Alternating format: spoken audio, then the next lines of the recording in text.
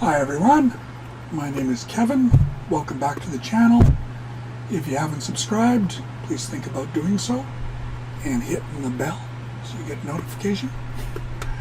So I wanted to talk a little bit about my history, and hopefully it will help you to learn a little bit in terms of maybe what your opportunities are. I think often we have opportunities around us, but we have so much information coming at us from the internet and from friends, and we don't really know what to do. I think sometimes you have to sit down and think about your own situation and what are your opportunities. In another video, I kind of talked about why I came to Japan and what that was like. I want to touch on that a little bit today and just go over my history.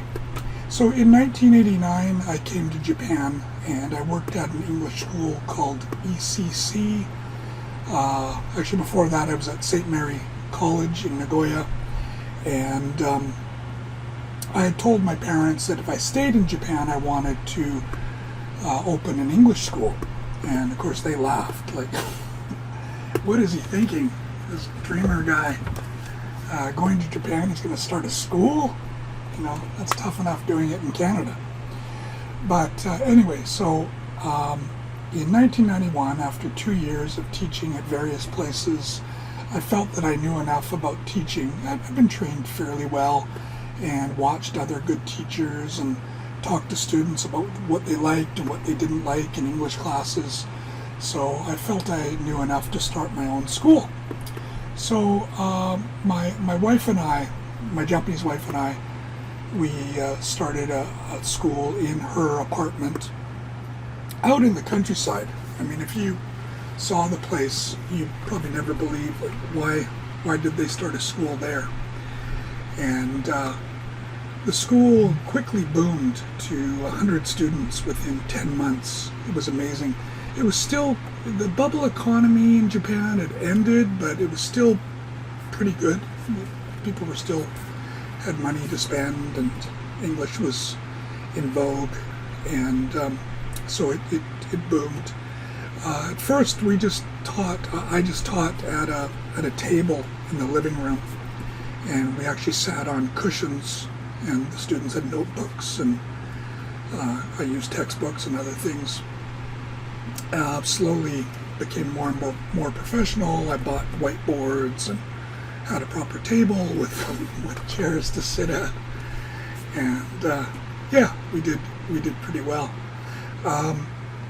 We grew so much, I actually had to hire 2 teachers, part-time teachers. I had no experience as a manager. I had to learn how to be a manager on the fly.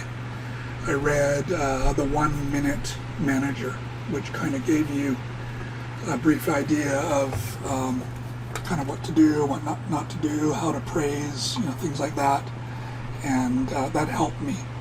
But it was tough. Yeah, it was tough to learn how to be a manager. It's not my favorite job, but yeah, I had to do it.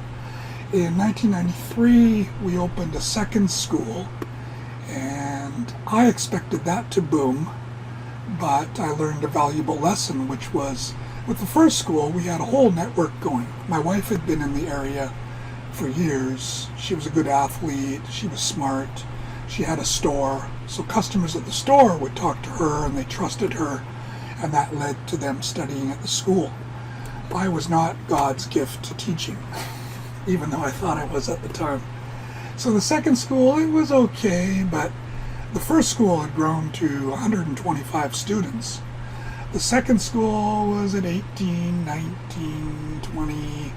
The top was about 34 students, so it never really did so well. Plus we had to pay rent, and I had other teachers working there here and there as well, so I was paying their salaries, so it wasn't a great fit. And then the Japanese economy started going down. My wife had 2 stores as well. We had so her store on the first floor, English school on the second floor, and the same at both locations. So they tended to kind of feed each other, but the Japanese economy basically we went into a long recession, and the stores were not doing well, schools were not doing as well, and schools were still doing okay. We were making money, we were saving money, but the stores were not doing very well. And Japan kind of transitioned from small stores to big shopping malls, big box stores and big shopping malls, which had never really happened before in Japan. So that all changed. We decided that we were going to stay in Japan. We've been thinking about maybe moving back to Canada at one point, but we decided to stay in Japan. And if we wanted to make a big splash and have a Canadian house and actually have an English school in the Canadian house. And so we got a loan, and we imported this house from Canada, came on a ship to Yokohama. It was made by a company called Westwood in Cloverdale, British Columbia. And it was put together like Lego. It was a 2x6 house, Canadian insulation, Canadian lighting, Canadian toilet, whatever. Everything came from Canada, basically. And solid house, beautiful house. And I now use that as a guest house, which is great, and English school too, but mostly as a guest house. So in that Canadian house, which we moved into in 1998, that became another English school. So we now had 3 branches, and that school boomed as well.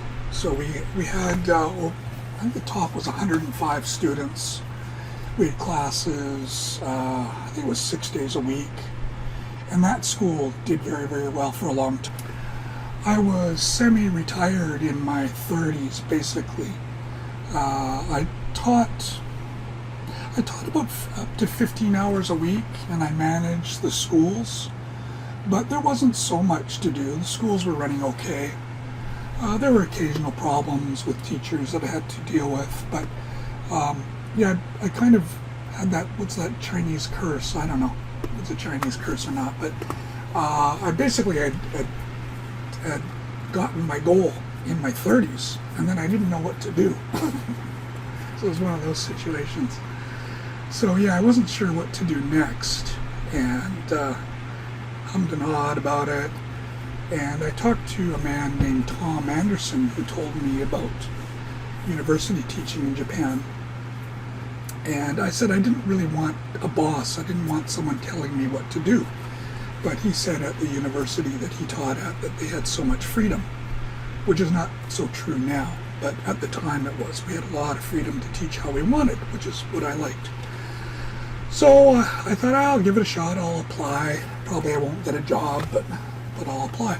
But yeah, I got an interview and I got the job. I was even late for the interview. It was terrible. I'm never late for interviews, but I was late. And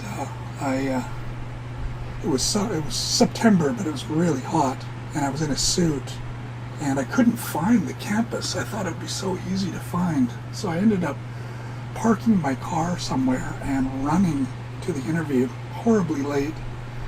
And I begged them to please interview me. They had finished for the day. They did. Very tough interview. And I thought I didn't get it. I was so disappointed, and so angry with myself. But I got the job. Yeah, so it was great. So I started working there in 2006, and I've been teaching at various universities in Japan since then. And it's great. I mean, I've met so many great people at the university. I don't know how I survived without it, actually, because having your own business is great, but you're on your own a lot of the time.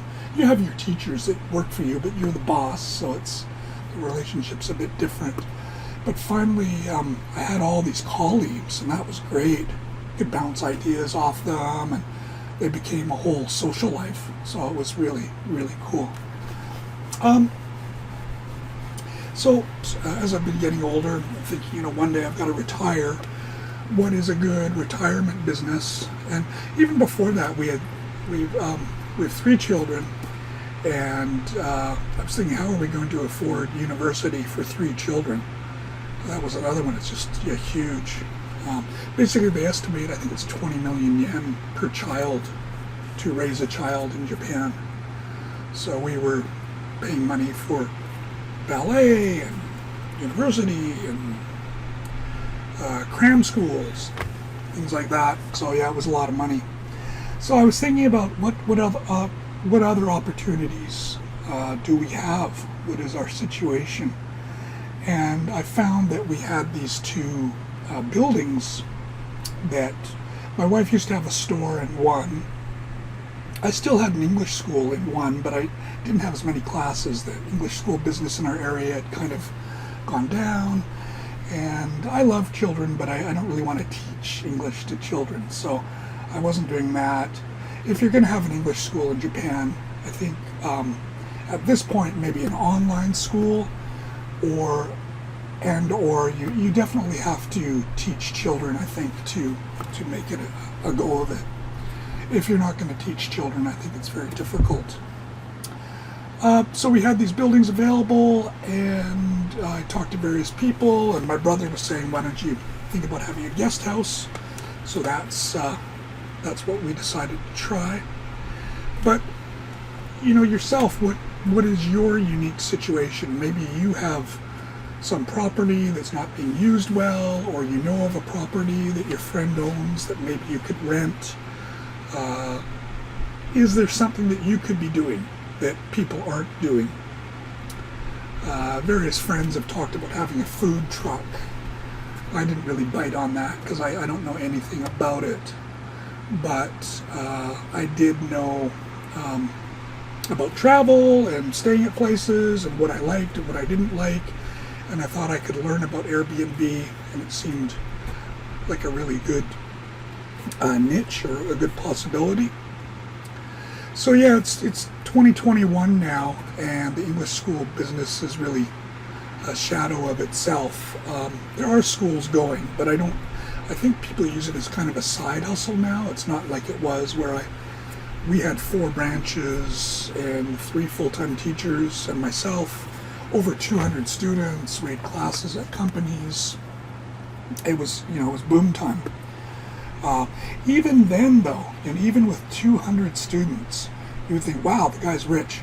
But no, not really. There's so many costs, electricity, salaries, supplies. It just really adds up. So it was a good life, but I don't think it was a good way to get rich. And now with online study available, teachers in other countries like the Philippines being able to teach English, I think it's a very tough business now to get into. There's so much competition. But I found these buildings that we had and thought we could use them. So the Canadian house is now a guest house, and my former school, my wife's store, are also units of a guest house. So there are, in my case, there were hidden opportunities, not so hidden, but opportunities we were able to use. And my question for you is, what is your opportunity? So yeah, please answer in the comments below. What could you be doing? What opportunities are there in your area that people aren't fulfilling, and how could you fulfill them? So that's me. It's the end of my ramble. I hope you enjoyed this video, and I hope through it maybe I got you to think of some ideas that you haven't thought about. Thank you very much.